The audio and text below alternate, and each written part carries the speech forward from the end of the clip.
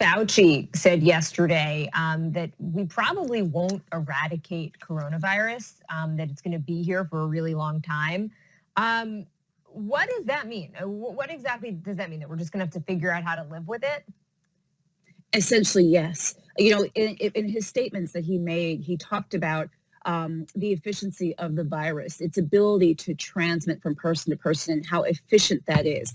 We have to remember that this virus is only a few months old in terms of its life in our country, 5, 6 months, if that. There's a lot we don't know about this virus, and quite honestly, we're learning every day. If you remember a few months ago when I was coming on to Cheddar and other shows, we were talking about, oh, well, there's going to be a second wave in the fall. Well, the truth of the matter is we are coming into the fall, and I would argue we haven't left the first wave yet. So I also say that we still have a lot to learn and things may change. I think they are going to likely change, but I do understand exactly where Fauci is coming. Look, this virus looks like it's here to stay. It transmits between people very effectively. And that's what means, and that's why we have to get our masks together in terms of our preventative measures. We also have to keep working towards this vaccine.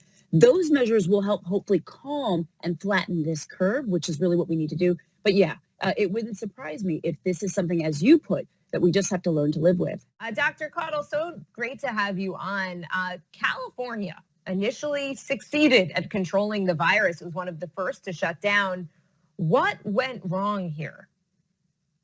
Well, what we're seeing in California is what we are seeing in so many other states, Texas, Florida, Arizona. We are seeing cases arise in states that we had not seen before. And quite frankly, it's devastating, right? This is what was happening in New York back in April. A couple of things to mention about the cases that we're seeing in California. And yes, California has more cases than New York did or ever had. But a couple of things to keep in mind is that California still as a state is twice as large population-wise than New York, and still has fewer cases per 1,000 people. And New York still has higher numbers of deaths from COVID. But the bottom line here is that the cases are rising. We are going backwards. And actually, these numbers may not even tell the whole story. Recent research has shown that cases may actually be across the country 6 to 24 times higher than we actually think they are. So it really underscores the importance of all the preventive measures we've been talking about, wearing masks and all of that. And of course, research for a vaccine is going to be ultimately important. But it certainly is devastating to see that many states are having these surgences.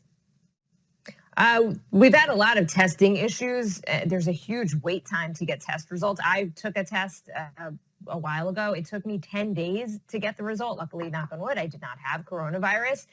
Does that worry you, though, that there might be a spike in cases, even here in New York, just say, and we won't know until 10 days later?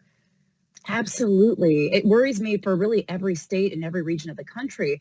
You know, a test result that comes back, 5, 7, 10, 14 days after the person took the test really makes it far less useful than it would have been if we got the test results right away. So much can happen in that time in which people are waiting for their results. It could potentially expose other people, et cetera. That's our greatest fear. So in some ways, some researchers have suggested that test results that are gotten 10, 14 days after the fact are almost useless. It's still good to have the data, but it's not as useful if we got it sooner. And to your point about New York, I am always concerned that New York, Pennsylvania, and other East Coast states that we will have another resurgence. That is always my concern. We are doing well now, but so is California a few months ago. Things can change on a dime, and I think that's one of the things that we are learning about this virus.